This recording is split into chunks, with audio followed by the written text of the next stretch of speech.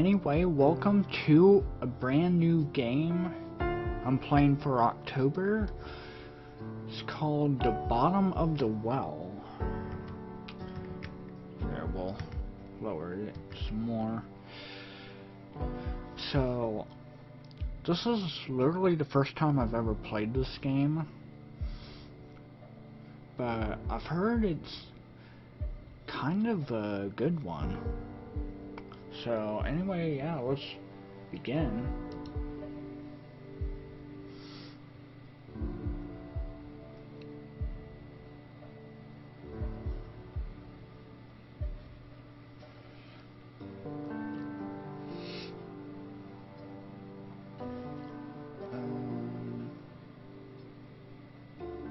Yeah, new game. Welcome to The Bottom of the Well. This game is a visual novel, meaning it is a mainly text-based piece of interactive fiction, a book where you get to decide what happens next. So pretty much like a choose-your-own-adventure. That's cool. Most of the gameplay consists of picking your choice from a selection of options, which will further the story. Bottom of the Well does have some gameplay aside from multiple choice though, the most important of which is the kind of Alice or protagonist you are going to play. For your first playthrough, we recommend you use default Alice, but the customization is there to be used. Even if you complete the game, a different Alice might have a very different experience. If nothing else, you might just find a new way to die. What? Thank you for playing our game, Red Nettle Studio. Alright.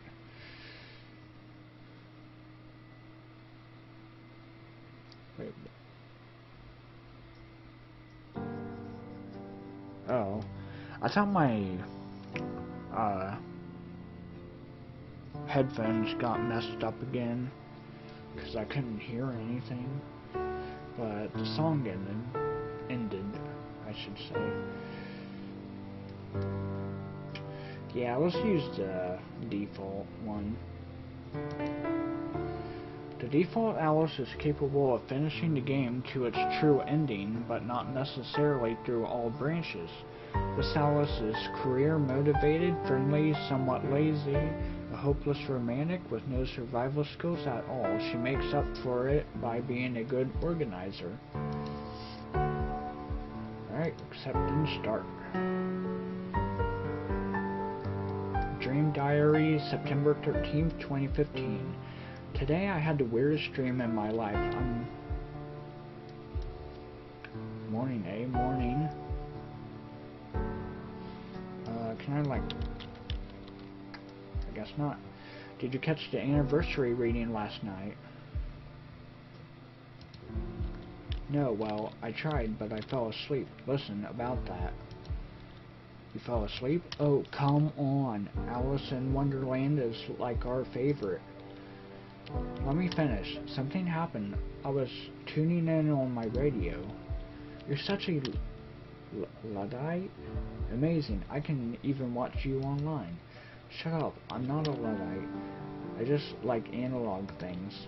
Anyway, I was tuning into the broadcast and I must have hit the AM switch or something because suddenly the channel changed to something else. What? Aliens? Oh, government-run number stations? No, it was this weird, like, white noise at first. It's hard to explain why I was so drawn to it. I could hear snippets of some melody, maybe lyrics, but the signal was weak. So you turned it off and continued looking for the Alice broadcast. So I went out on my balcony and turned the antenna around until the signal came through clear. It now sounded more like music, with the odd signal in the background. When logic and proportion have fallen sloppy dead, and the White Knight is talking backwards, and the Red Queen's off with their head. Oh, so somebody's pirate radio broadcast of golden oldies? It felt like there was something else there, some message that the music was hiding. I know it sounds weird, and then I fell asleep. What a story.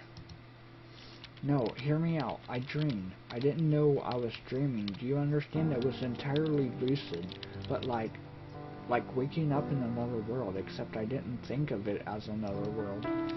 Ugh, does this make any sense? You had a super lifelike dream where you didn't know you were dreaming, but you were still lucidly in control? Sounds pretty rad to me. I'm sure it would have been, except for the whole end of the world apocalypse bit in the dream. Okay, now you've got my attention. Interesting. So, like I said, it was the end of the world. Everything I did that day felt like the real thing. Every smell, every sound, every color, every touch. It's important you know that I wasn't acting like I would in a dream. I didn't know it was a dream.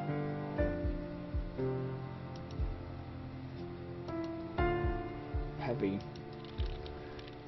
There was no warning, no build-up, nothing. Just between one moment and the next, the TV had turned to the emergency alert system, and this voice that sounded like it had been recorded in the 60s told us we were under attack.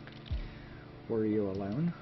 Yeah, I had a really long day at the office, so I had sworn off all social contact for the evening. I had the TV on in the background just as noise. Wait, what? The office? You mean you've got some kind of a real adult person job in this dream of yours? Yeah, actually at the college, student admissions office. Hey, don't sound so surprised. I am going to graduate in just a few months, you know. Uh-huh. With a BA in English Lit. Shut up. Such skill with words. Anyway, what happened next? Like I said, the TV suddenly turned to the emergency alert system. Jacked the volume all the way up too. I didn't even know they could do that. The broadcast told us we were under attack right now and that we needed to get to shelter. That we had less than 30 minutes before the bombs hit. Jesus, that sounds scary. At first I didn't want to believe it. I switched the channel, but they were all the same. And then the sirens started. Tornado sirens, flood sirens, I don't know, and I knew things were serious. So what'd you do? Ooh, first choice.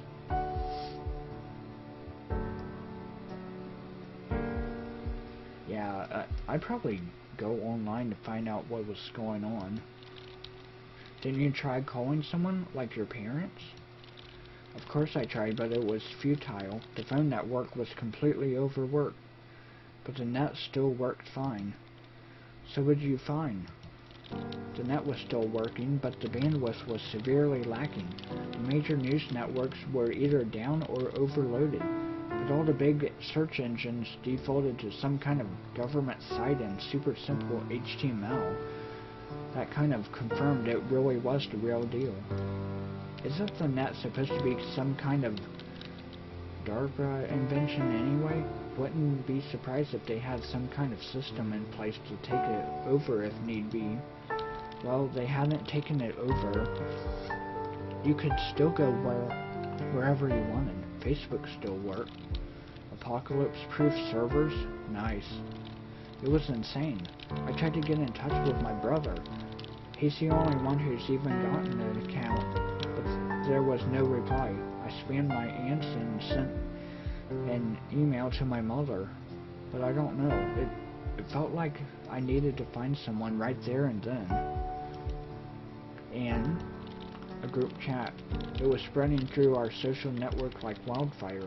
Someone had found the closest old fallout shelter that was actually still operable, down on 3rd. People were going there, just grabbing all they could and running before the bombs fall. So what happened next? You know, I did find you online. That must have been useless. I'm all the way over in Old Blighty. Unless things were different in your dream? No, you were still in the UK. The bombs had already started falling there. You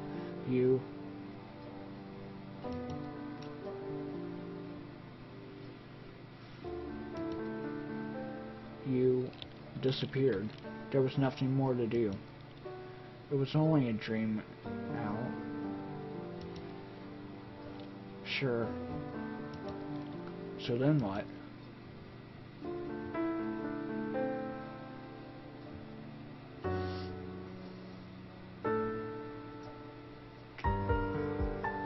I'm thinking this one. The old fallout shelter was down on 3rd. It wasn't far, close enough to walk anyway. Did you think to bring anything? Oh right, yes. I grabbed the biggest bag I had, a backpack. People always called it magic. You could fit so much into it, bigger on the inside and all that.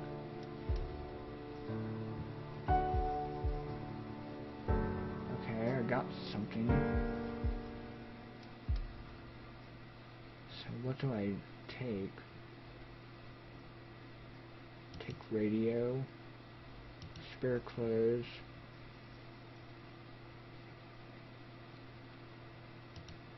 food,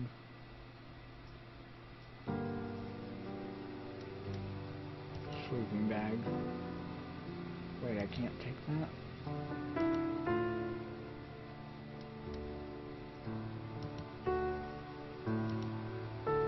Map.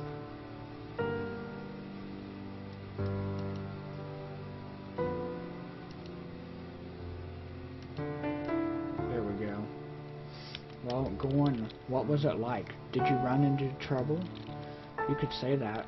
God, that shelter. So, I headed towards the shelter from my apartment. I'll admit I was still kind of hoping it was all just some kind of big false alarm and by tomorrow everything would be back to normal. Like an extreme version of Orson Welles' War of the Worlds broadcast. Actually, the panic that radio show caused was greatly exaggerated, probably by Welles himself, and it worked. We still remember it today. Great ad campaign. Yeah, I think I remember like reading about like the War of the Worlds broadcast, like it was someone like reading a book, but it was like so, I don't know, like so well done that people thought it was real. But anyway, guess that English lit degree is coming to some use at least. Yeah, well, it didn't really feel like it. I remember trying to think of words to describe the way the streets felt, the way the city sounded. Turmoil, chaos, anarchy, tumult, pandemonium. The capital of hell. Now who's got a degree in lit? Stop stalling. Yeah, it's just so fucking damn. Like I said, everything felt so real. The panic in the streets, the accidents everywhere, with no emergency responders showing up and the ever-present siren. It was like everyone walked with their eyes to the sky just expecting to see a flash. Did you make it to the shelter okay? The shelter was actually in the basement of a bar. They used it as storage, which was handy since there was a door towards the street. But there were no signs or anything like that anymore. I just knew about it from the Facebook conversation. Okay, wait, isn't that bar you always go to the Rad Bar? Hey, yeah. Go on, Alice. Did you get in? I went to what I thought was the side door. It wasn't the kind of alleyway I'd usually hang out in. I could just imagine junkies and hobos sleeping among those trash bags. Anyway, the suspense is killing me. So I knocked on the door and then immediately tried the handle. It was locked. Nothing happened for a while. Then the door opened just a bit, and she stuck her head out. She? The Witch Queen. She was this redhead chick who had taken charge of everything in there. She was the one who originally posted about the place, so I guess she felt she owned it somehow. She stood there in the doorway, looking me over, and then basically said, "We're full," like it was an exclusive club. Can't believe they just keep you out for no good reason.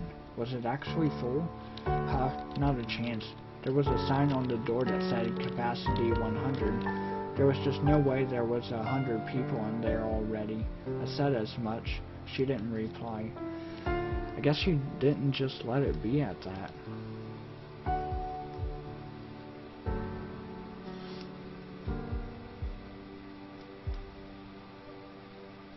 Yeah, this one. But it was just you. Yes, but, like, in theory, there'd be others than just me. Did she buy it? She looked behind me and back at me and then repeated, I'm sorry, but we're full. What'd you do? Tried talking my way in. Can't just leave me out here, and so forth. She just repeated that they were full, that there wasn't enough food for anymore, that I should try to find some other place to hide. Stone cold bitch indeed. I tried telling her I wouldn't be a burden. I had brought food. I opened my bag and showed her. You're nicer than I would be. What did she say? I wasn't being nice, I was being desperate. I was trying to figure out the rules of this sudden new reality.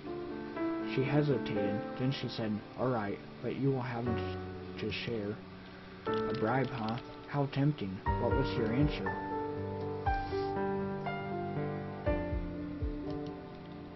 So she let me slip in, closing the door behind me with a bang.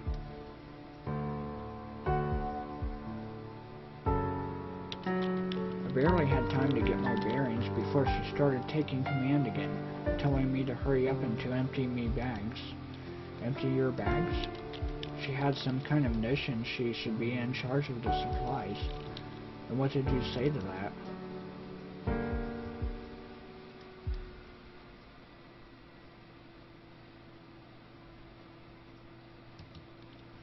Seems reasonable. I wasn't there to fight. I just wanted to get through it. So, what? Did she rob you of everything you owned, or what? I was ready to start arguing with her about that, politely of course, but it turned out she just wanted to make inventory. She very carefully wrote down everything we had with us, from clothes to food to blankets. Huh. I'm not saying she wasn't prissy about it, but I understood. Everyone was stressed out. What about the others in there? Were they happy to be bossed around by her? I think most of them were too shell-shocked to think about that. Someone was in charge. That was enough for most. Did you make any new friends?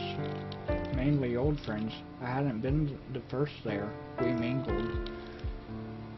Did she leave you alone afterwards? The place had maybe 20 people in it, us included, but she stayed away from most of the rest of us, so yes, she did. Were you the last to arrive?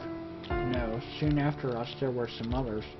These she let in without trouble, embracing one of them, this big, burly guy with the motorcycle jacket. Someone you knew?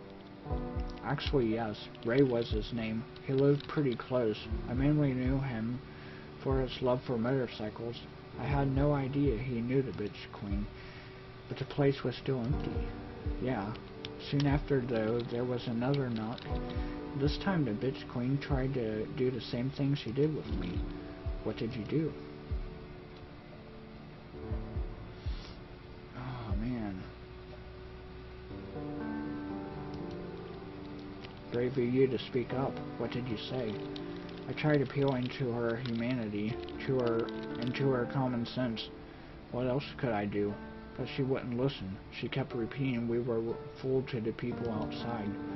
Did you just let that stand? Look, the look she gave me told me to fuck off right then and there. So you just backed down? Damn right. When I raised my voice at her, she just turned red. What was your approach? I tried pushing my way in between, but she just pushed me back. Then she called for Ray. Suddenly I found myself alone, surrounded by a whole bunch of rather unkind gentlemen. You bit off more than you could chew? You could say that. She gave me an ultimatum. Stuff the fuck down right now or leave. What did you do?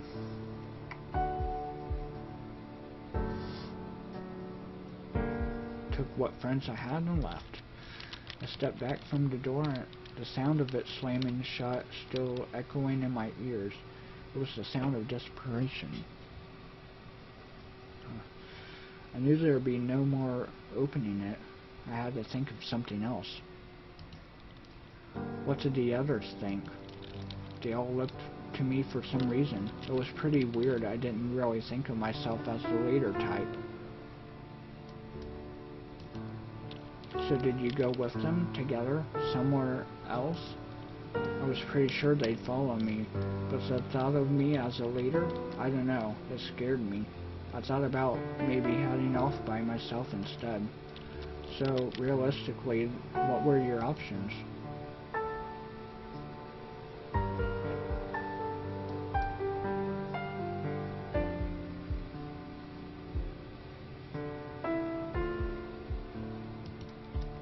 A little post-apocalyptic group of survivors. Did you have any idea what to do? Well, we needed to get out of the downtown area fast, which left us with a few options. The streets. I can imagine they must have been pretty bad. You live centrally, don't you? Yep, and yeah, the streets were bad, really bad. Accidents everywhere, gridlocked as far as the eye could see. Panic, bedlam, awful. So no buses, no metro, and you don't own a car, correct? That's right, neither did any of the others, but we had a few options. One was to start walking until we got out of the gridlocked zone, then steal a car. People were leaving them with the keys and the ignition, just running away. Okay, sounds awful, and reasonable.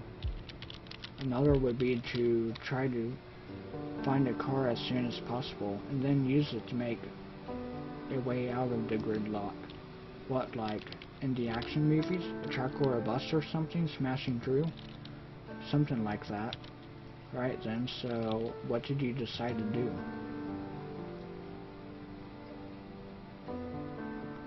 Yeah, I'll try to steal a vehicle right away.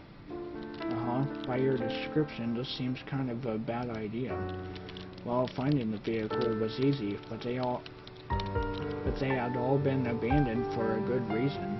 They weren't going anywhere. I had to find one we could feasibly get out of there with. And the others? Were they just going to sit around doing nothing? It was my idea in the first place, but the others had a much more important task to figure out and clear an escape route. Once and if I managed to find an appropriate car, sounds like a plan. I wasn't really sure what I was looking for, just that we needed a car stat. I found a station wagon open and with the key in the ignition. No sign of the owner. I jumped in and gunned it, and got maybe half a block before I hit complete traffic stop. Everyone was beeping. People were abandoning their cars. All traffic rules forgotten. I'm not sure what else you expected. Yeah, well, I decided walking was the best option. The whole downtown area was gridlocked. Cars everywhere, people running down the sidewalks, and just sirens blaring. It was like one of those disaster movies. No hope of driving anywhere, at any rate. But where was everyone going? Most of them were going home, I think. People were just in the wrong place at the wrong time. And there you were, running away from home. Once I made my decision, I stuck to it. No matter how much I was filled with doubt, half an hour was nothing at all. But luckily that estimate was completely wrong. Sometimes I'll walk half an hour in the wrong direction just because I stubbornly refuse to believe I'm lost. I didn't know what was the right direction, but I did try to get there as fast as possible, although that was a lot harder than I thought it would be. I was swept up in a mass of people and manhandled in the wrong direction more than once. Every few minutes I stopped to consult the map to make sure I was going in the right direction. Was there any danger? Like people attacking each other or something? No, I thought we were all going in the same direction. But then I realized that the crowd was heading somewhere I hadn't planned to go, a subway station. What did you do? I was swept along. It was that or get trampled or pinned against some wall. I finally managed to disentangle myself at the stalled mass of people just outside the entrance. Apparently it was closed, and people were trying to break through the gates. By the time I was out, though, I had lost a lot of time. Time, yes. Isn't that the thing you're fighting here? How far away were you planning on getting? Well, a lot further than I had gotten at that point.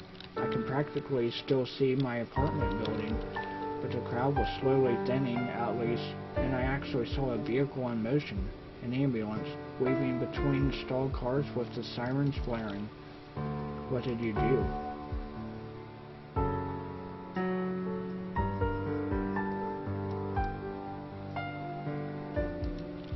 I found myself looking over my shoulder all the time, as if the flash could come at any time.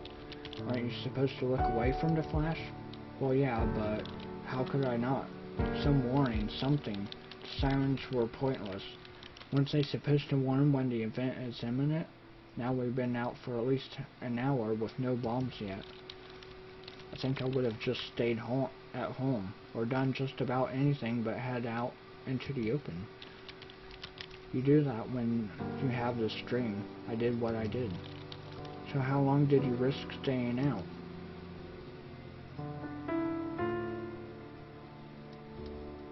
I knew we didn't have much time, so we ducked into the closest shelter we could find. I was hurrying, I really was, but somehow I knew I had lost too much time. I saw it streak above my head. Oh God. What? You were outside when the bombs fell? I thought we'd have time to get away, but we just wasted too much of it somehow. The worst part was everyone else. They had trusted me when I said, God, I was out on the street when the initial shockwave came. There was just no duck and cover could have saved any of us there from that, I don't think. The next thing I know, I am showered in glass as every window above us shatters. Cars swerved off the road and crashed. Bedlam and night and light, bright light. I tried to crawl out of the way when something hit me. Maybe a piece from a building. I don't know. I blacked out. You have a really fucked up imagination, Alice. It didn't feel like a dream, that's the thing. Because you don't wake up in dreams, do you? But I did.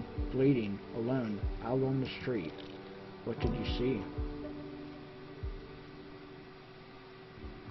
I saw a burning city.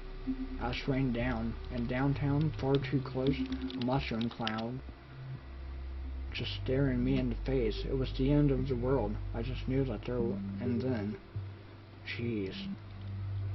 And then there was a streak of light, and it was actually almost beautiful as it fell from space. Just a streak of light, at only a slight angle. I just had time to think, no, we've had enough, before it hit. For some reason, I elected to stare right at it when it impacted, above the ground, in a terrible fireball.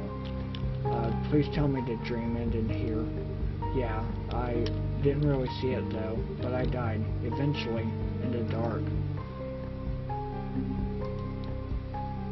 And thus concluded my dream. Well, that was interesting. What do you think? I think it felt incomplete, like there was something missing. That wasn't the way it was supposed to end, you know. Dreams are supposed to end in certain ways. This one was, I think. It felt like it was trying to tell me something, but I wasn't listening closely enough.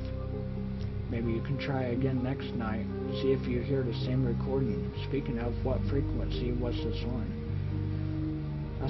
That's the weird part. When I tried to see, I realized I had hit the right channel, that it was in fact reading Alice in Wonderland.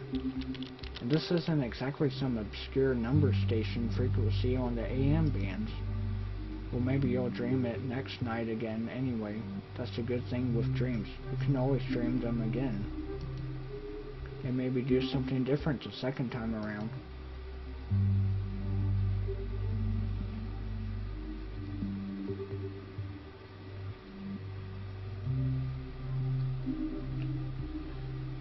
Red Metal Studio is Natasha Bulatovic-Krieg.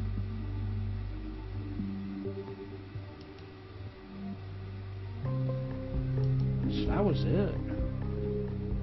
Yeah, so I think there's like multiple endings to this.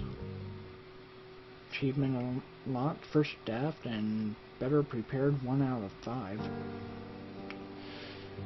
Yeah, so my thoughts on this so far. Of course it is like a visual novel, so it may be kinda boring to some people, but that would be weird to just like have a dream about like pretty much like dying because of like a bomb going off, like a nuke or something. Wow. And I like the music. The music's really good. But yeah. Anyway, there will be more of this coming soon. I'm gonna try to do all the endings, possibly. So yeah, I hope you enjoyed this first episode, and I will see you for the next one.